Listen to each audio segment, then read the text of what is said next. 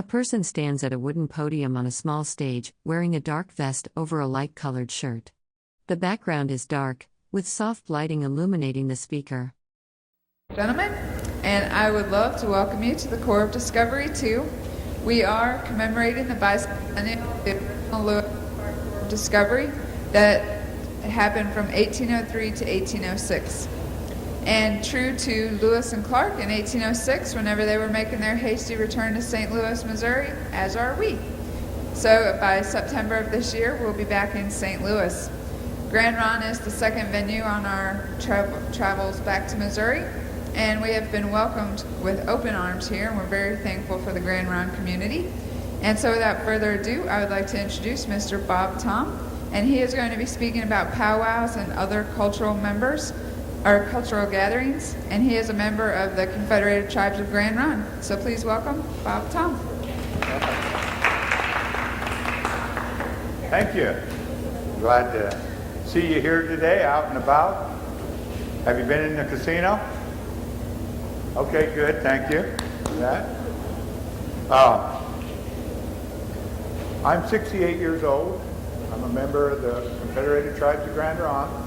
My tribal affiliations are the Shasta, the Klamath River, the Rogue River, and the Umpqua from the east side of the Coast Range and Ashland area. That's my father's side. My mother's side is along the lower Rogue River and the Sixth River. And I'm a descendant of the Maquinutni band of the Tututni from the Rogue River. So those are my tribal affiliations. And both my mother's tribe and my father's tribe were relocated to the reservations here at Grand Ronde and in Celeste. But I'm really from Southern Oregon. I've been an MC for about 35 years. And so the people that are putting this on asked me if I would come and talk about powwows. How many here have been to powwows before? Okay. And so they asked me to talk about powwows. And I can talk about other cultural events, but powwows in itself will take up probably all of our time. And as an MC, a lot of times I get to sit up or stand up on a podium like this and watch the powwow arena. And in my 35 years, it's been a wonderful experience seeing the grand entries of the powwow and the different styles of dance and the people that come and the audience and the vendors and the people that are working the floor. So it's been a wonderful experience for me, and it's one that I look forward to all the time. I'm going to MC a powwow at Portland State University in May, and I MC A person wearing glasses, a dark jacket, and a red shirt speaks at a podium. Behind them is a dark banner with partial gold text visible. Another person's head is visible in the foreground. Powwow at Southern Oregon University are down in Ashland, and also Cow Creek Powwow way up there at South Umpqua Falls. It's about 45 miles east of their casino, way back up there in the mountains by an ancient fishing site of the Cow Creek band of the Umpqua. So this is powwow is the way of life. You see some of our family. It's a family. Powwow's a big family. You see some of our family, the vendors in there, and even the ones that are making fry bread and the food. They're all part of our powwow family, along with the drummers and the dancers. And so a powwow is sort of a modern name. When I was really young, they'd ask if you were going to the war dance. That's what they used to call powwows. You going to go to the war dance this weekend? Sure, you know. And powwows are the war dances. They're many things. They're spiritual, and they have powwows for a lot of reasons. Like, we all signed treaties with the U.S. government, so a lot of tribes have a powwow on their treaty days when the treaties were signed. They have veterans powwows to honor veterans. We have a veteran powwow here in July, and if any of you men or women here are veterans, I invite you to our powwow. We honor all veterans, Indian and non-Indian. we have veterans from other countries that come. And so it's a time that we take for one weekend. Last year we had 255 veterans come in with our grand entry the first day. And we had 34 World War II veterans come. And so it's it really makes us feel good because our dancers all come there to honor veterans, and for our drums to be able to sing for veterans, you know, from World War II on up is a real honor, and it's the way they're supposed to treat their drum, and it's why they became drummers and singers.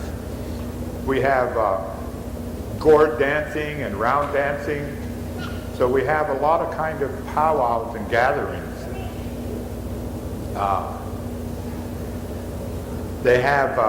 We have two kind of powwows. They're called traditional and competition powwows. In a traditional powwow, there's no contest, and everybody just comes to dance. But they have exhibitions of each style of dress. We have several main styles of dancing. We have traditional. A person wearing glasses and a dark jacket over a red shirt speaks in front of a dark banner with gold lettering that reads USA and other partial text about a conservation series. Men and women. We have grass dancers. They've got fringe on their outfits, and they started back in the Wisconsin area and out in the plains. And when the people would gather together from different directions, and we're going to meet, these grass dancers would go out and mat down the grass prairie. They'd mat it all down real flat so everybody else could come out and dance. And so they have a real unique foot movement, how they matted that grass down so the other people could come out and dance. We have jingle dress, and they have little cones. In there, I think I saw somebody selling some jingle dress cones. I've heard two stories about how those were created. One was this man had a dream, and in the dream he saw this dress and this outfit, and they have about 7 different foot movements that they use. Nowadays they only use about 3 of them, but they used to have 7 different kind of foot movements that they would use for jingle dress. And he saw this in his dream, and so he told these 4 ladies, and they made the outfits and came out and started dancing in that jingle dress style. The other story I heard was these ladies were on a reservation where they had a extreme alcohol problem on the reservation, and they tried to think of ways that they might make a statement and deal with that. And so they decided themselves to become sober. And they decided they were going to put one of those jingles on a dress every day they were sober. And they got to 365 jingles on that dress. They came out and started dancing before the people and told them how these 365 jingles got on this dress, and that they danced sober, clean and sober from there on. Those jingles were once made out of calumet lids. Some of you ladies know what calumet lids are. And also, later on, they started using snooze lids. They were smaller, easier to turn. So those are a couple of them. They have a fast and fancy double bustle. There are 2 bustles men wear, and they dance real fast and fancy. They have a fast and fancy shawl dancer, women. This is the newest dance in our powwows. The double bustle is a real old style of dance. A person wearing glasses and a dark jacket over a red shirt speaks while seated in front of a dark banner with gold lettering about U.S. American history. For men, and they really go fast. There's a northern style and a southern style, and they really go fast. And our young ladies were watching them, and it looked like so much fun. They wanted to dance fast and fancy, but they didn't have permission and didn't have an outfit So some young ladies start putting on men's outfits and going out and dancing with the men. Well, I've heard that a couple of them won a men's contest. So they say that that's why the men start coming up with this fast and fancy shawl dance, and they allowed this to be a new dance. And they have a bright shawl, and they have totally color coordinated outfits. And in the men's fast and fancy and in the women's fast and fancy, you will see every color of the rainbow and every color that existed since from the rainbow. They're just beautiful outfits. And they dance, and these are young girls because they dance fast and fancy. I can remember in the 50s and early 60s at Delta Park Powwow up in Portland, there's been a powwow there for many, many years, where some of the ladies were dancing in the men's fast and fancy because they didn't have the fast and fancy shawl dance. So that's one of the newest dances. We have round bustles. Men put bustles on their arms, and at one time they were made of just that one longest feather in a pheasant. In the pheasant tail, there's one really long feather. They would make their bustles from just that one feather. They also used to use magpie feathers in their round bustle. And they have a style of dance, it's kind of like a prairie chicken. They kind of look like that prairie chicken when they dance. And that's a round bustle. So at a powwow, they have, if it's a contest powwow, each one of those styles of dress go out with other people that have that style of dress, and they compete. And nowadays in Indian powwows, you might, if you win first, you might win anywhere from $4,000 to $200. And the committee will have first, they'll usually pay first, second, and third. Sometimes they'll pay first, second, third, fourth, and fifth. But they will have a contest for 6 to 12, 13 to 18. A person wearing glasses, a dark jacket, and a red shirt speaks while facing left. Behind them is a dark banner with large tan text reading S-Cons, USA, and PSF among other partially visible words. And then 19 to 50, and then 50 to 60, and then maybe, or 65, or maybe 65 and over. This is for men and women both. So you can see when there's a contest powwow like that, that committee has to have $400,000 to $500,000, along with paying drummers and then feeding people and doing other, taking care of some of the other costs. So powwows over the years has not only been something where we can gather together and be with each other and dance and sing, meet new people, have a good time, but it's also become a big part of a lot of tribal business. Casinos put on big powwows. The Confederated Tribes of Grand Ronde put on a big powwow the third weekend in August, and they bring in some of the top drums in the world from Canada and around the United States. And those top drums from the United States and Canada attract some of the top dancers from Canada. Because if you're a dancer and there's this one drum that is just the best drum in the world, you want to go out there and you want to dance. Because it's a contest between the drum and the dancer. The dancer has to keep beat with the drum. They have to start when the drum starts, and they have to quit when the drum stops. So drums are always trying to trick them and stop it early, or putting a little tail on it and taking it a little longer. So it's always a contest between the drummers and the dancers. Our dancers, a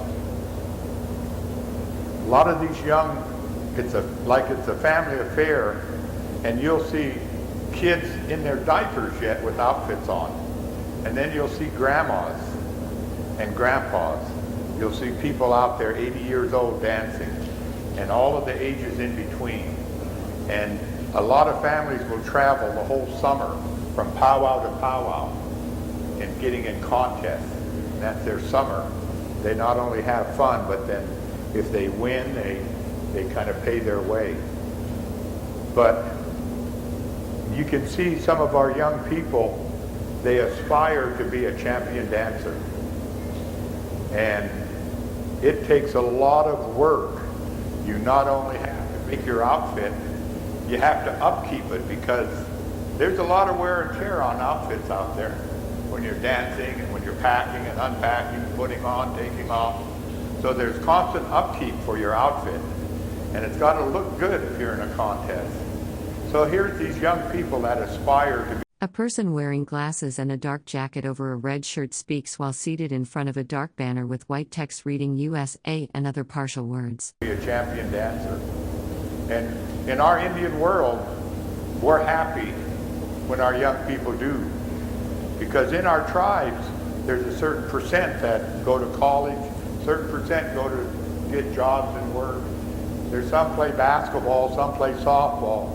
Not everybody dances, and not everybody can be a champion dancer.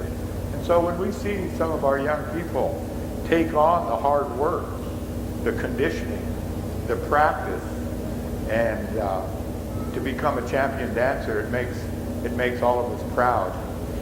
But at the same time, that powwow circle, because we hold powwows like on the dirt and the grass.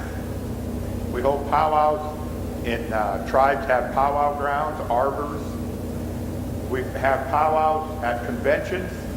I've danced and been an MC in the fanciest ballroom in the hotel. Even had mirrors on the ceiling. I don't know if the rooms did. I didn't stay there. But this is a fancy place in a hotel. And so we have powwows a lot of different places. In gymnasiums, in high schools and colleges. And so there's urban powwows, there's rural powwows, there's powwows way up in the mountains, like I said, at Calgary, in Ashland and Phoenix. There's powwows in downtown Portland. There's powwows, and we have powwows a lot of different places. One thing that I appreciate most of all about our Indian way of life, because powwows, and when we gather, is a big part of our Indian way of life. You can't you don't see a lot of misbehavior at a powwow. People that are in the powwow circle bring their family up to know what the protocols are and how to behave and how to be respectful. And so it's a nice place to be in. If hopefully some of you that raised your hand, hopefully you got treated well at the powwow or felt okay about being there. Because at a powwow, we appreciate people coming. And is there one time that we can kind of give them a little visual about what one part of our life is? I live in Kaiser, and I go to a powwow at least once every month out of the 12 months of the year. And I MC probably 15 or 16 powwows a year. A person wearing glasses and a dark jacket over a red shirt sits in front of a dark banner with gold lettering that reads USA and other partial text. They appear to be speaking at an event. So it's part of my life. I live in Kaiser. I've been retired about 9 years, and I golf and spoil my grandkids. Those are my main jobs. But I go to a powwow, and when I go to this powwow, I'm surrounded by 90% Indians. I'm there, and then there's Indians at the drum, there's Indians dancing, there's Indians selling, there's Indians walking around. And that sort of reinforces me, kind of makes me feel good, strengthens me, muscles me up. And then till the next powwow, and I'm surrounded by all of this family that I have, these vendors and all of these people that I've met over these 35 years. I've seen them dance and quit dancing and seen their kids dance and their grandkids. But one thing I like about the powwow most of all, now all of you have had kids and you send them to school. You guys all had kids, send them to public schools. And at some times during your kids' life in the school, you were concerned about how healthy that place was, how safe that place was, how they were treated, if they were treated like they were liked or if they were treated like they were disliked, or if they were good or they weren't good. People looked at them that way. The powwow circle is one of the safest and the best learning environments I've ever been a part of. We bless the dance arena wherever we dance. I don't care if it's in a hotel or where. We bless that arena. And so when people come out to that arena, they're in a safe learning environment. Any of you could go out there dressed just like you are and dance around and hop and jump and have a good time. And a few people might smile, but no one's going to run you off the floor. No one's going to yell, catcall and yell at you. And you'll see little kids following a traditional dancer, or they'll be following a grass dancer. They see somebody and they see the way they dance and they like it, so they follow an older dancer so they can kind of start learning. You'll see kids with half an outfit on. You'll see people with full outfits on. It doesn't matter if you don't have to be good. And that goes for the drums too. There's a lot of drummers. I've been drumming for 35 years and I'm not a good drummer or singer. A person wearing glasses and a dark jacket over a red shirt speaks at a podium. Behind them is a dark banner with large tan text mentioning USA and other partial words. But I love it. And if I don't do it, every so often, I start missing it. I need to sit down and drum for the people. And so, everything about that circle, the drummers and the dancers, it's a safe learning environment. You can come out. And I've always appreciated that. People, if somebody does act up, we have what we call arena directors or whip men. If you're on a reservation, you may have a whip man. And they have a whip and they can use it and they can run your kids off and they can do all kind of things on a reservation. If it's not on a reservation, they usually have just what they call an arena director, somebody that has charge of the floor. The arena directors I've worked with, I've always appreciated them. There could be some young person that was sort of acting up simply because they didn't know. They didn't know the protocols. You'd never see that person chew them out and shake their finger at them right there on the dance floor. They'd wait till the song was over and the next song started, and then you'd see them way over there out of the way talking to that young person, talking about how they were behaving and how they weren't supposed to behave that way. And so it's that kind of thing. You don't ever want to tell somebody they're doing something bad. You want to always encourage them to continue dancing. So we have a powwow, and there's a committee, and they do a lot of work. I've been emceeing for 35 years, and I've never been on a powwow committee, and I'm never going to be on a powwow committee. Those guys work so hard, and I've gone to powwow after powwow, and I get there half an hour before the powwow starts, and they're pulling their hair out, and they've been arguing, and something wasn't ready, and we're not ready, and so didn't do this, and they're just in a frazzle. But I've never been to a bad powwow. I tell them, just relax. We got drums here, we got dancers here, you got food, you got vendors, don't worry, it's going to be fine. But they do a tremendous amount of work, and they really try to make everything good for the people that come, the drummers, the dancers, the audience, everybody.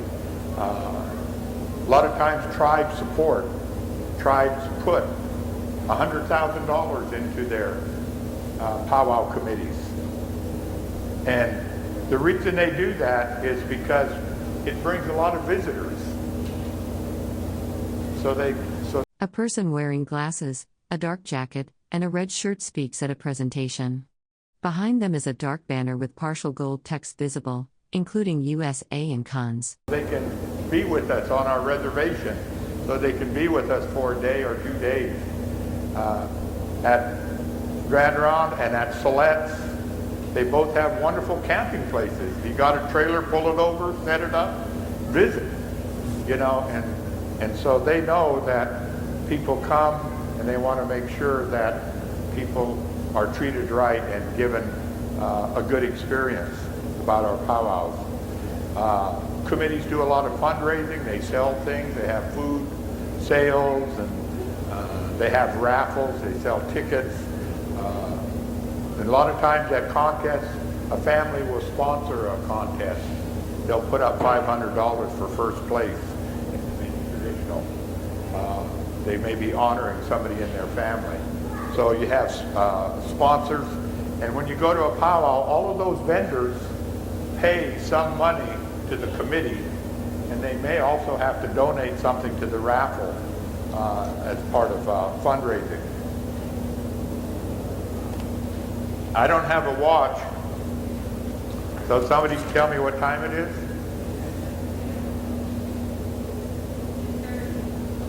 2:30, okay.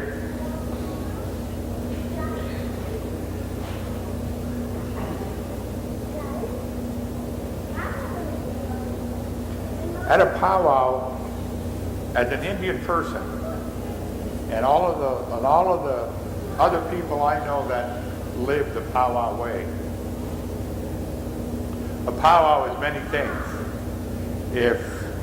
If you come to a powwow, you may enjoy walking around all of the vendors and looking at what they have. You may enjoy some of the food, fry bread and huckleberry jam. It's good,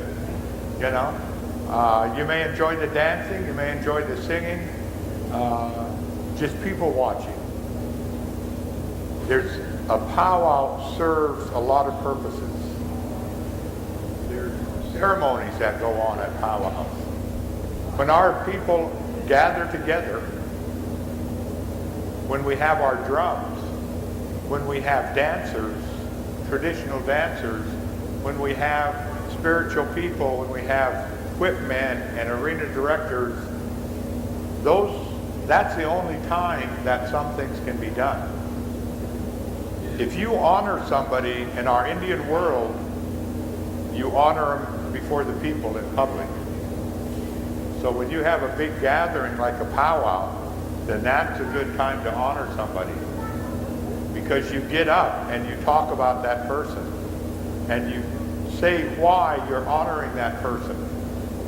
Maybe you were sick and they came and cut firewood.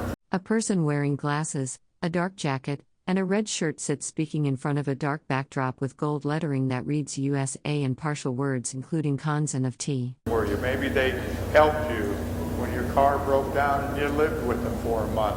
All kinds of reasons people will honor somebody, but it's done in a public way, like at a powwow. And I've always found that to be good, because you all live in a community and you don't know everything about everybody in your community. You may see somebody all the time, but they may have done some really great things and you're not even aware of it. So all of a sudden here at a powwow, they get up and they give this man, this woman something, and they talk about the good things that they did. And it gives you a different look, gives you a different perception of that person. You never knew that person did things like that. So doing things in a public way is something that's good for our community, good for young people to hear how people help each other. So there's ceremonies that only are good to do at a powwow in front of the people. There's name giving. My Indian name is Infelsion. It comes from a treaty signer of the Maquinutni band of the Tututni, who signed a treaty in 1855 at Lower Oak Flats, just 500 yards up to where it runs into the Rogue River. Name givings happen in a longhouse gathering or at a powwow gathering. So you have those kinds of important things. Feathers hit the ground. They have ceremonies to pick up those feathers after they fell. Indian people use lots of parts of animals in their powwows, in their outfits. The drum is made out from an animal hide. And many parts of our Indian outfits, they have roaches. And those are from the beaver. And there's a little white part that's a deer tail. They use the bones. Traditional dancers have what we call eagle whistles. It's made from the wing bone of an eagle that they make this whistle. You'll see men and women wear otter and mink around their braids. And you take like the otter. How many have ever watched otters play in the creek or in the river with their young? They slide down these little mud slides and go splashing into the... A person wearing glasses, a dark jacket, and a red shirt speaks in front of a dark banner with large gold text that reads USA and other partial words. The water, there'll be little the water will be real shallow and riffles, and here are these mom and dads rolling down the creek or the river with their little ones, just having a ball. So the women, the men, they put on these otter hides around their braids because they know some of the traits of the animals, the deer, the bear, the elk, the deer. You know, they wear deer hooves around their ankles to make sound when they're dancing. They use bells when they use elk and deer hooves to make a sound. Those things haven't changed. Our old people understood our relationship here on earth. And in almost all Indian prayers, you'll hear people acknowledge our Creator and our responsibility to use and to protect all the things the Creator's given to us. And spirit quests, a lot of people go and they're looking how they can be tied to a certain animal. And what they're trying to do is tie themselves to a trait of that animal, like the otter, to be playful, to be a good mother, to be a good father, or to a bear, to be ferocious, brave, deer, agile. All of these animals have some traits that are very valuable for us to know about, but Indian people would look at, and they would commit themselves to living a life and having that trait. And so on our outfits today, you can go to a powwow and there may be dancers out there that have something, one part of their outfit that may be 200 years old, passed down from generation to generation. And there may be some new outfits, but there'll be many, many parts of animals in our outfits. And they're there because of the traits of those animals. But it's also a commitment from us to be a certain way, to be strong, to be good, to be a good parent. So these outfits are, and you know, people call them outfits. I call them outfits and regalia, you know, and we never call our outfits costumes because costumes are more like in plays where you're pretending to be something else. A person wearing glasses and a dark jacket over a red shirt speaks while positioned in front of a dark banner with white text that reads USA and other partial words. You know, so we don't call them costumes because we're not pretending to be something else when we're in our outfits and when we're dancing. And those, and that keeping the drum beat. When I was young,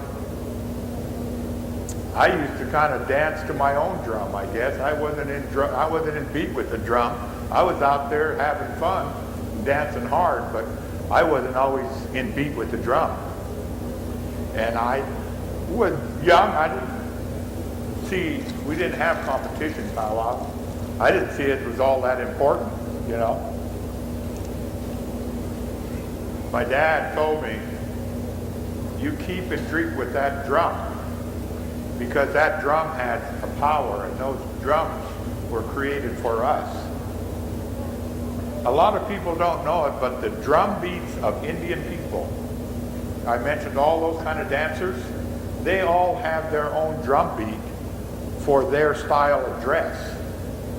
So we have a lot of different drum beats.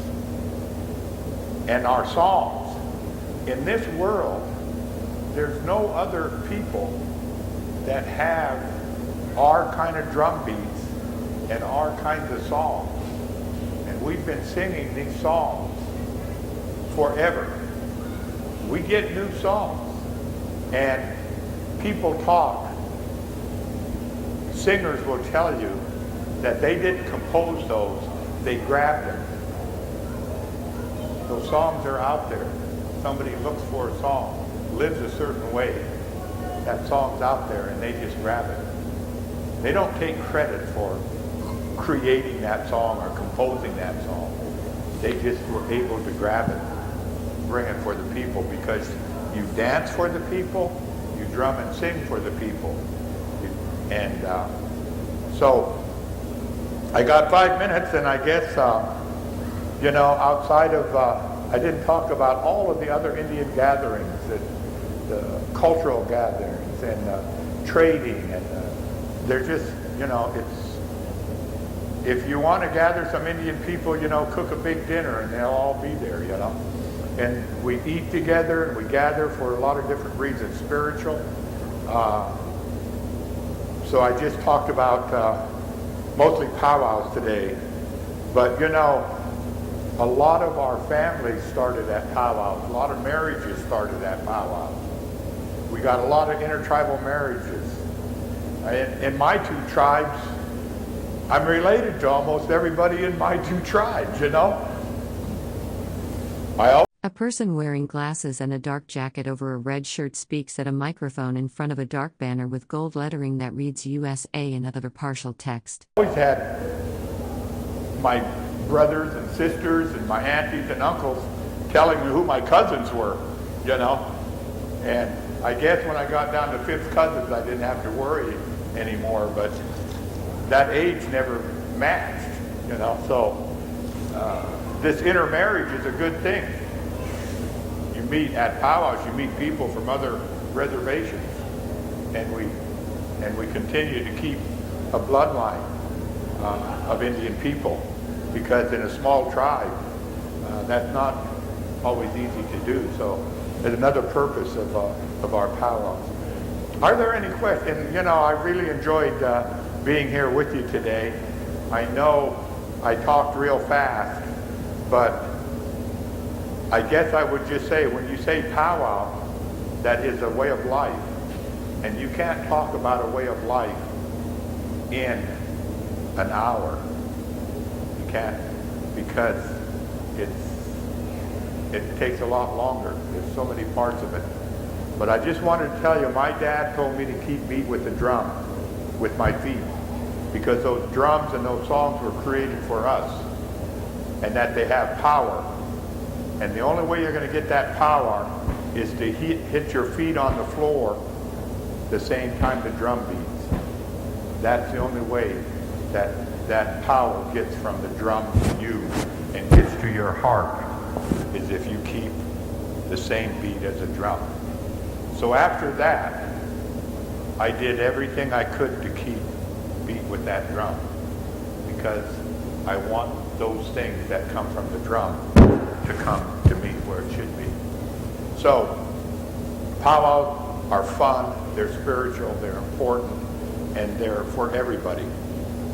And you can get something. If you come there sad sometime to a powwow, hopefully you'll sit there and watch some little kids dancing and start feeling good and watch some bunch of family having fun over there eating spam and commodity cheese, whatever, you know, you'll feel better, you know. So, you know, powwows are for everybody, you know, and we enjoy them. I certainly invite you to the 2 powwows from my family. The second week in August in Siletz on Government Hill. It's a Friday, Saturday, Sunday powwow. And at Grand Ronde here is the 3rd week in August. They're both great powwows. So I don't know if you've got time for questions or if any of you have any questions, I can bring the microphone around so everyone can hear.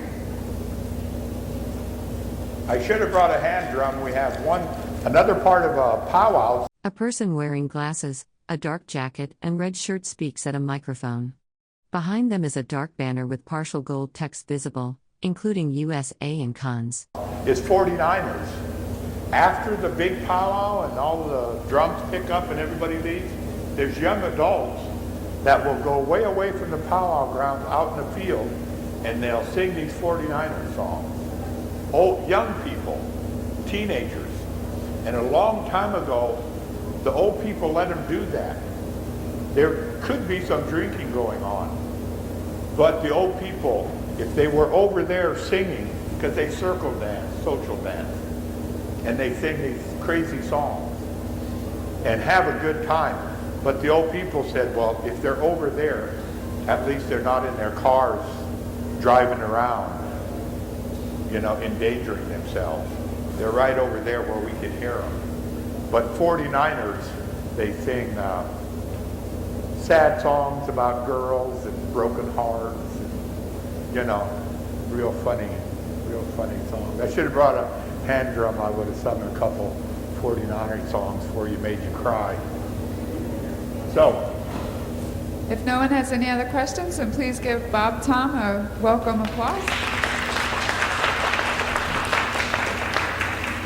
And at 3 o'clock, we're going to have the Coyote Creek Drum Group come in here. No matter where you are around here, you're going to hear them and know when to come back, so listen up.